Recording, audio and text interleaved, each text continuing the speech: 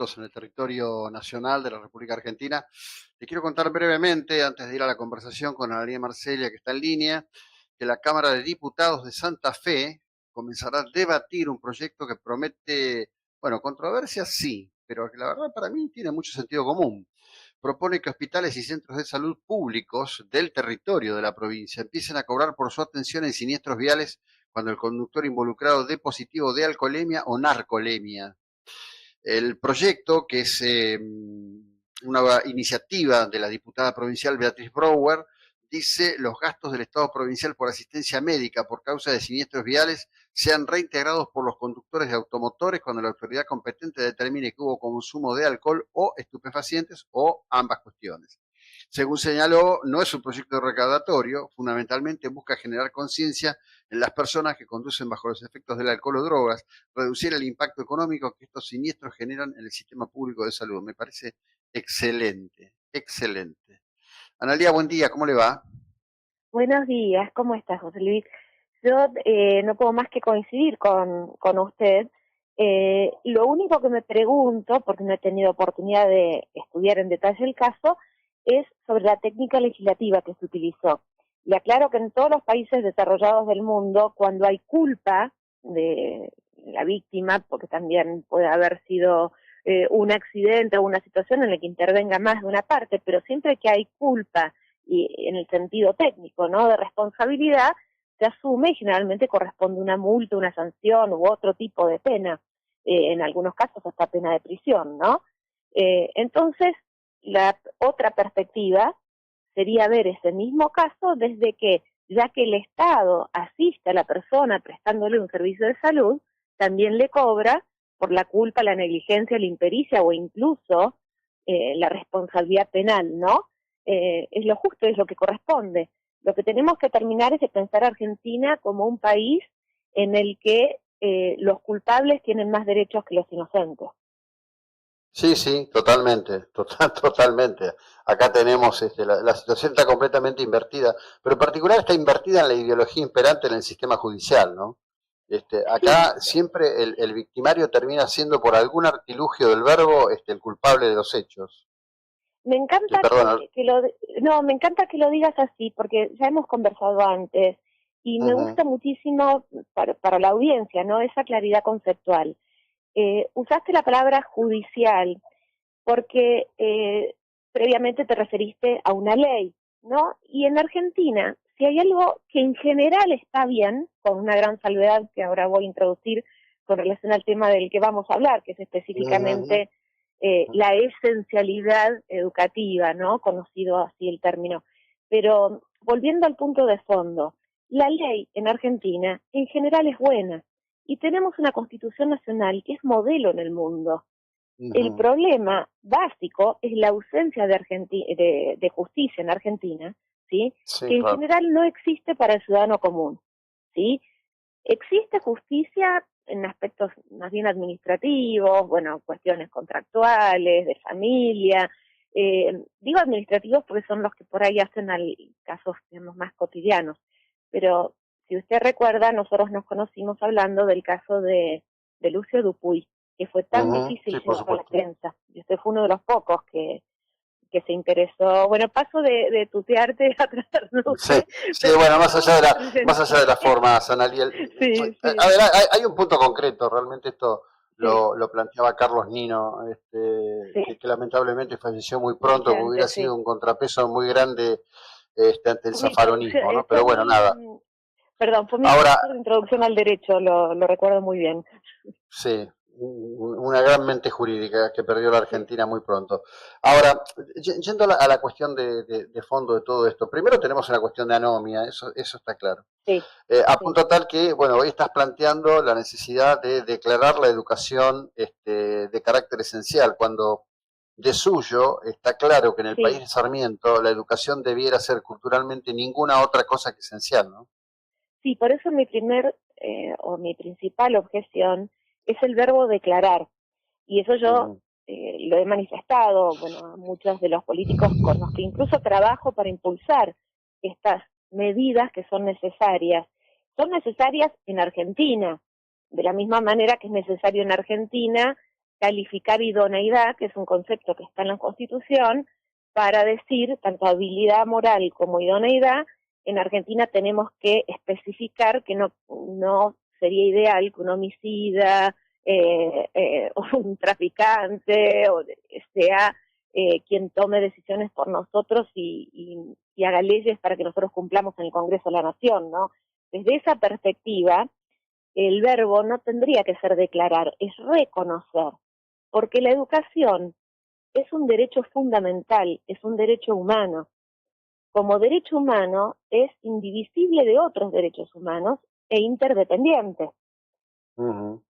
Por lo tanto, lo hemos hablado esto en extenso, todo lo que se hizo con la excusa de la gestión de la pandemia fue suspender, cercenar, restringir de manera inconstitucional un derecho humano que además tiene un componente que es muy, también lo hemos hablado, por eso mencioné el caso de Lucio Dupuy, pero que es muy importante que se entienda, que es el interés superior del niño. Porque ese principio jurídico, en todas las situaciones donde pareciera que hay una contraposición entre derechos humanos, como en su momento se nos planteó, había que elegir entre salud o educación, entre salud o trabajo. Ya ese planteo no solo es inconstitucional, sino que hace que Argentina incurra en lo que se conoce como responsabilidad internacional. Muy raudamente, ¿a qué me refiero? Argentina pertenece culturalmente, si queremos simplificarlo así, a lo que llamamos los países occidentales, o nos inscribimos dentro de estos valores occidentales en los que las mujeres no son cosas, los niños no son cosas, son personas con derechos. Y que además se reconoció en la convención, la convención más universal que tenemos, un tratado de derechos humanos, que es la de derechos del niño. ¿Por qué hago este foco en la Convención de Derechos del Niño?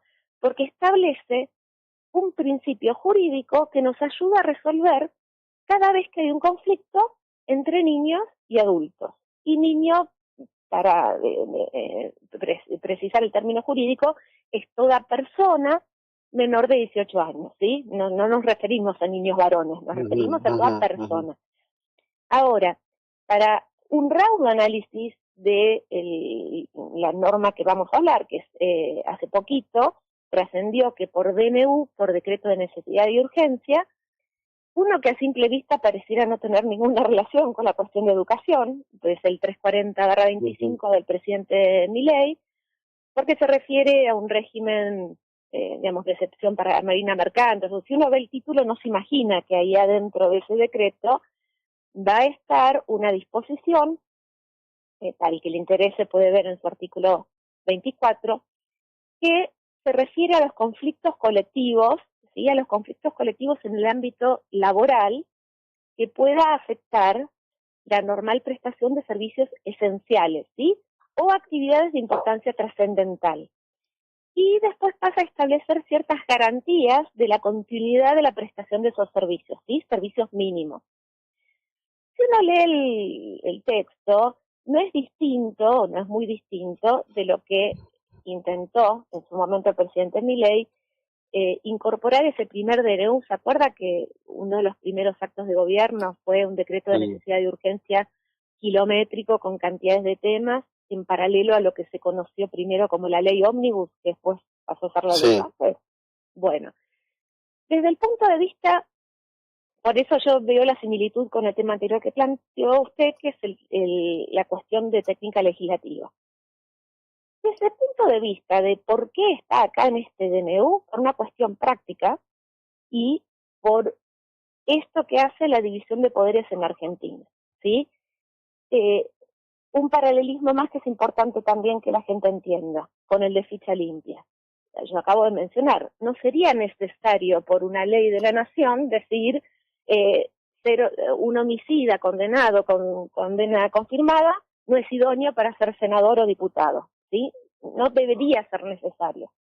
En Argentina sobreabundamos en normas y leyes que son totalmente innecesarias, como debería ser el caso de afirmar que si el interés del niño es superior, ese niñito que llega al jardín, ¿no? Lo que se llama nivel inicial de educación, ¿no?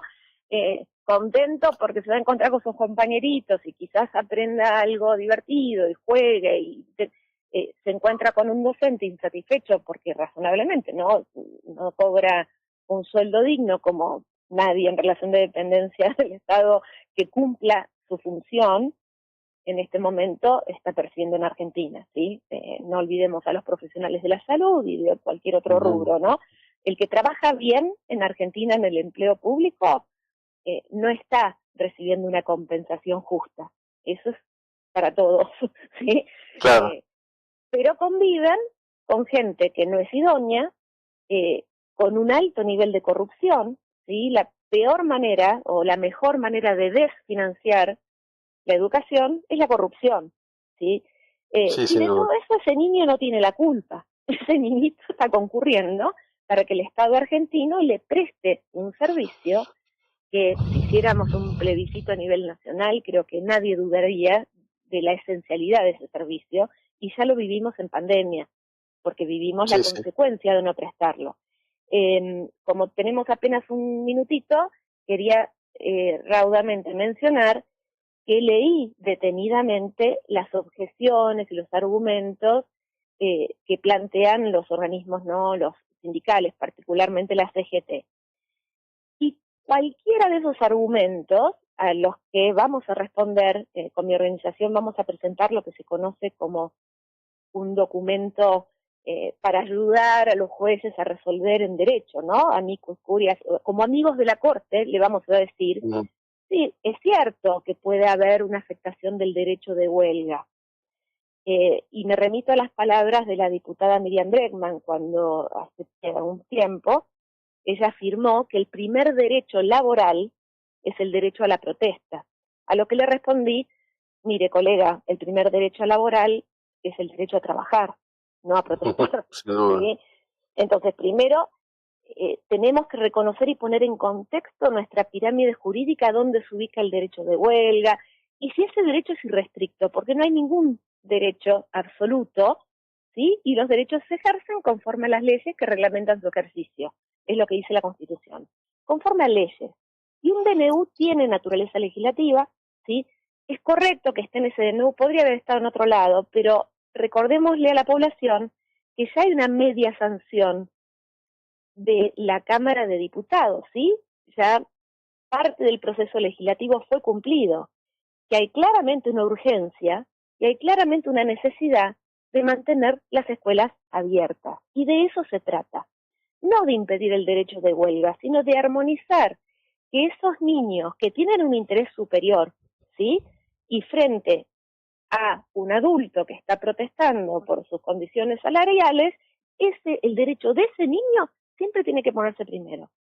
Desde esa perspectiva, todos los argumentos de la CGT caen porque el interés superior del niño tiene jerarquía constitucional y está por encima, junto a todos los demás tratados de derechos humanos que reconocen los derechos laborales, justamente porque la Convención de Derechos del Niño es clara. El interés es superior y toda medida debe adoptarse para garantizar el derecho de esos niños. Entonces, así como le digo que lo presentaremos judicialmente, yo podría explayarme, no tenemos el tiempo, pero podría hablar una hora de por qué es correcto que en todo distrito de Argentina, en toda jurisdicción a nivel local, y quiero mencionar que la semana que viene esto se va a estar tratando, ojalá, en la legislatura de Río Negro, siempre y cuando el poder legislativo quiera funcionar, porque la cuestión de fondo acá, y siempre lo hablamos, es si tenemos o no una democracia efectiva en la que los tres poderes ejercen sus frenos y contrapesos y se controlan entre sí. Ya dijimos que el Poder Judicial no está cumpliendo su función y el legislativo Sí, claro. a medias de acuerdo a su jurisdicción, ¿sí? Le resumo en una línea lo más preocupante, porque digo que lo que está en riesgo es la democracia en Argentina. Ya lo vimos durante la gestión de la pandemia, en la que se suspendió la Sí. vigencia de la Constitución. En ese sentido, Analia, bueno, es para seguirlo muy largo. Yo creo que, como dice una vieja expresión, cada generación tiene sus propios desafíos. Lo están viviendo los norteamericanos hoy con sus recortes de derechos Sí, democráticos. son opciones distintas. Bueno, te agradezco muchísimo, que tengas una buena jornada. Un abrazo igualmente, muchas gracias. Igualmente. Bueno, perfecto. La doctora Analía Marsella y este tema, ¿no? De cuántas leyes tenemos, Guido, dice que él no está de acuerdo con el cobro de los gastos